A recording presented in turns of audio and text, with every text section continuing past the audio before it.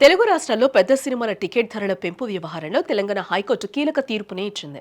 నిబంధనలకు విరుద్ధంగా అర్ధరాత్రి వేళ హోంశాఖ జారీ చేసిన మెమోలను న్యాయస్థానం తీవ్రంగా తప్పుపట్టింది. ప్రభాస్ నటిస్తున్న భారీ బడ్జెట్ చిత్రం రాజాసాబు టికెట్ ధరల పెంపును కొట్టివేస్తూ కోర్టు ఇచ్చిన ఆదేశాలు ఇప్పుడు టాలీవుడ్ లో హాట్ టాపిక్ గా మారాయని కూడా చెప్పుకోవచ్చు. సాధారణంగా భారీ బడ్జెట్ సినిమాలు విడుదలయ్యే సమయంలో నిర్మాతలు అదనపు ధరల కోసం ప్రభుత్వాన్ని ఆశ్రయిస్తూ ఉంటారు. రాజాసాబ్ సినిమాకు సంబంధించి కూడా తెలంగాణ హోంశాఖ కార్యదర్శి అర్ధరాత్రి దాటిన తర్వాత టికెట్ ధరలను పెంచుతూ ఒక ప్రత్యేక మెమోనైతే జారీ చేయడం జరిగింది.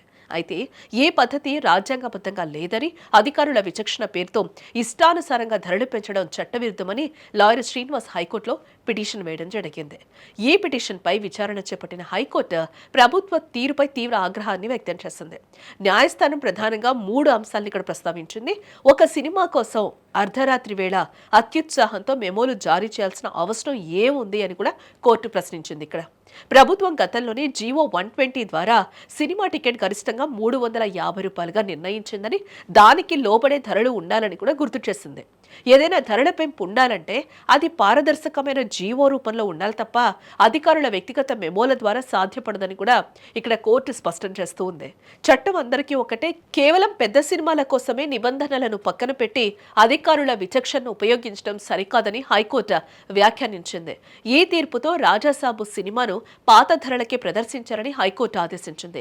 ఇది కేవలం ఒక్క సినిమాకే పరిమితం కాకుండా భవిష్యత్తులో రాబోయే ఇతర భారీ చిత్రాలకు కూడా ఒక హెచ్చరికగా మారింది.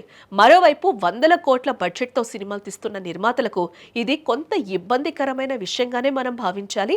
అయితే చట్టపరమైన నిబంధనలను పాటిస్తూ పారదర్శకంగా ప్రభుత్వ అనుమతులు పొందడం ద్వారా మాత్రమే ఇకపై ధరల పెంపు సాధ్యమవుతుందని న్యాయ నిపుణులు అభిప్రాయపడుతూ ఉన్నారు. టికెట్ ధరల విషయంలో ప్రభుత్వ తదుపరి అడుగేంటి, నిర్మాతలు దీనిపై రివ్యూ పిటిషన్ కు వెళ్తారా వంటి మరిన్ని వివరాల కోసం వేచి చూడాల్సింది.